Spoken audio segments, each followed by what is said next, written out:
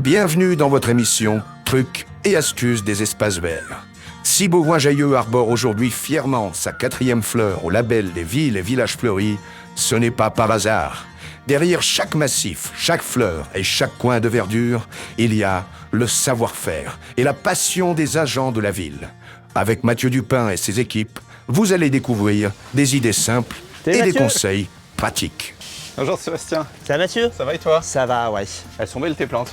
Bah écoute, ça pousse bien là en ce moment, on a la météo qui va bien, donc c'est parfait. Et Seb, comment tu fais pour avoir des si belles plantes?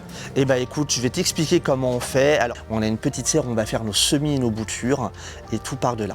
Tu vas tout nous dire? Ouais, tout. Je vais même vous donner des petites astuces. Ah, ça tombe bien Sébastien, parce qu'on adore ça, nous, les petites astuces. Avant de te montrer ma petite astuce, je vais te donner quelque chose, tu vas voir, c'est vraiment un truc très original. Dis-moi ce que c'est. Allez, viens voir. Ça se passe ici, et avec cette plante. C'est un jasmin à grandes fleurs, jasmin grandiflorum. C'est le jasmin qu'on voit à la ville de Grasse et qui est utilisé par les parfumeurs. Vous avez pas l'odeur, mais je vous promets que ça sent bon. En effet, ça sent très très bon. Et d'ailleurs, petite astuce, tu prends 3 fleurs, tu les mets dans 1 litre d'eau froide, tu laisses infuser pendant au moins 1 heure. Au bout d'1 heure, ton eau, elle va avoir le goût de la fleur du jasmin, c'est très rafraîchissant. Merci Seb pour le conseil. Mais j'ai pas oublié que tu me dois un secret. Allez, c'est parti, je vais te montrer ça. Nous aussi, nous n'avons pas oublié Sébastien. Alors, c'est quoi cette petite astuce? Bah tu vois Mathieu, par exemple, la petite astuce que je voulais te donner, c'est ce gros pot de géranium. Il a fleuri tout l'été, il a été magnifique, il avait des super fleurs oranges. On va pouvoir le conserver pour l'année prochaine, on va le rentrer. Et comment on va faire? C'est tout petit chez moi. Eh ben on va pas rentrer le géranium en lui-même, on va ramener des boutures. Mathieu, je te propose de voir maintenant comment on fait les boutures avec ce géranium.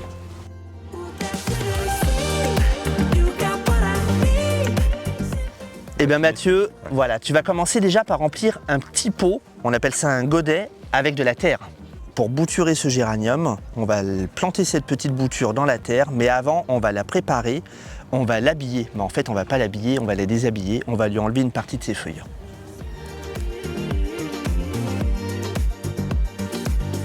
Tu vas planter la base de la bouture dedans, voilà. Tu vas tasser un petit peu autour, très bien.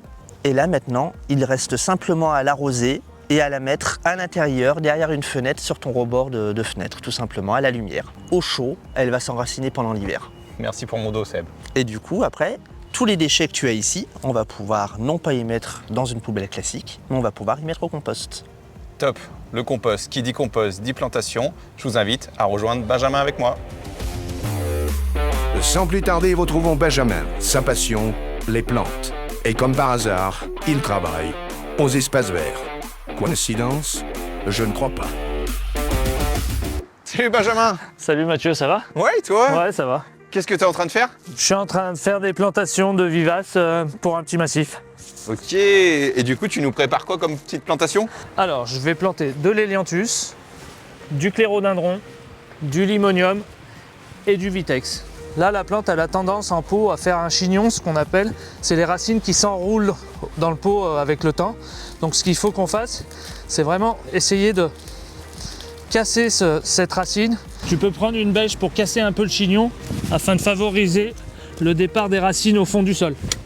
Et après, on fait un gros trou? On fait un trou plus important que la plante et après, on amendera avec du compost pour nourrir la plante. Toi aussi, t'as des petits secrets? Absolument. Courage, Benjamin. Pour planter, il faut parfois creuser. Et creuser encore. Alors là, j'ai bien ameubli la terre au fond du trou de façon à ce que les racines pénètrent bien dans le sol. À la plantation, je rajoute un peu de compost. On passe à l'étape suivante du coup? Alors, plantation du vitex. Alors tu vois là, elle est un peu trop basse la plante. Alors là, il faut surtout pas enterrer le collet de la plante. Sinon, le collet. Sinon, ça risquerait de l'étouffer. Ok. D'accord? Donc là, je vais rajouter un peu de terre.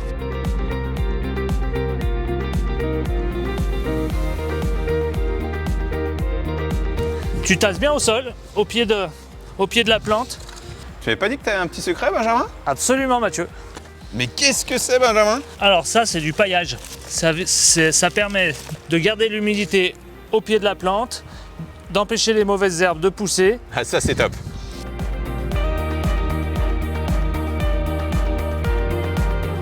Et maintenant, c'est terminé, Benjamin? Alors c'est terminé, juste un petit truc, on n'oublie pas un petit arroseur de 10 litres au pied de l'arbre. Merci Benjamin. Avec tes conseils, on va réussir toutes nos plantations. Après avoir parlé Vitex, on va parler rosier. Et je vous invite à retrouver Franck.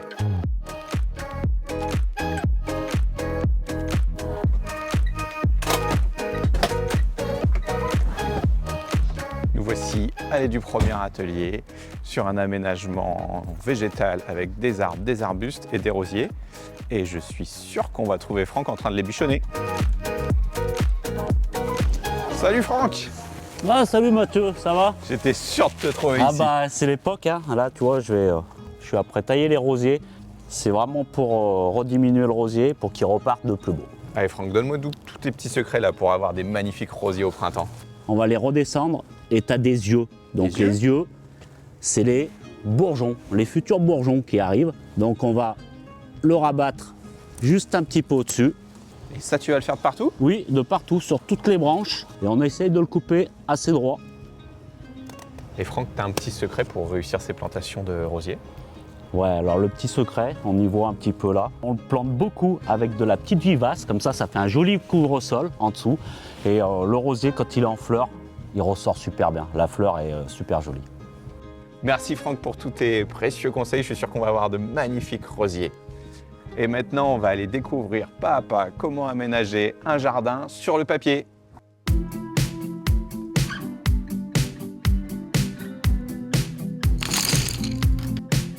Et on poursuit cette aventure avec un nouveau défi qu'on va relever à deux, Benjamin. L'aménagement d'un petit espace abandonné. On change d'ambiance. Un croquis, quelques idées, et le petit jardin se transforme. En fond d'un jardin où il y a le mur, là, un jasmin étoilé sur un treillis avec une bande de bambou. Ouais, sachant que le bambou, faut bien mettre une toile anti-rhizome pour pas qu'il s'éparpille sur tout le jardin, Mathieu. Hein. T'as raison, ça c'est super important. Faut qu'on mette de la fleur, Mathieu. Je sais pas ce que t'en penses, hein, la gestromia au centre de ce jardin pour mettre de la gaieté, de la fleur. De la fleur, de l'ombre. De l'ombre aussi, oui. La gestromia, floraison longue, d'été, résistante à la sécheresse. Ça, je vous le conseille. Ça égayera vos étés, vos jardins et vos yeux. Tu verrais pas un petit banc, toi? Si, un petit banc. Il faut qu'il y ait une assise dans ce jardin pour que les gens puissent venir se reposer tranquillement. Bon, En plein centre, en bois, ouais. On n'a Exact. pas pensé au feuillage. Au feuillage, ouais. Un petit Qu'est-ce formium. que tu as? Un formium. Un formium.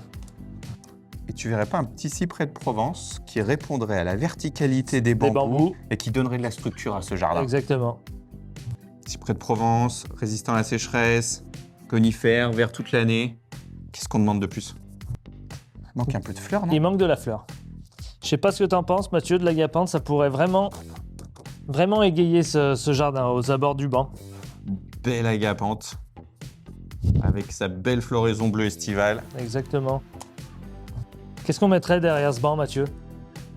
Je sais pas, il nous faudrait pareil, un petit peu de structure. Là, on est dans un endroit en centre-ville, donc il fait très chaud. On va utiliser un petit pittosporum à petite feuille qui va garder son feuillage tout l'hiver, ultra résistant à la sécheresse, qui va vous permettre d'avoir une jolie silhouette juste derrière notre assise. On est pas mal. On là, est pas Benjamin. mal. Il manque un petit truc. De la lumière. Une jolie petite lanterne. Une jolie petite lanterne.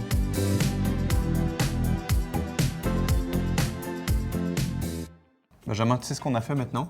On a transposé notre dessin directement sur l'image. Regarde le résultat. Mais c'est énorme, Mathieu. Mais attends, t'as pas tout vu. Regarde qui c'est qui est assis sur le banc. Mais c'est nous, Mathieu. Et on est- Merci aux équipes du service Espace Vert de la mairie de Bourgoin-Jallieu pour leur savoir-faire et leur créativité. Et à vous, habitants, curieux et jardiniers du dimanche, à vos sécateurs. Et à bientôt dans un nouvel épisode Trucs et astuces des espaces verts. À bientôt!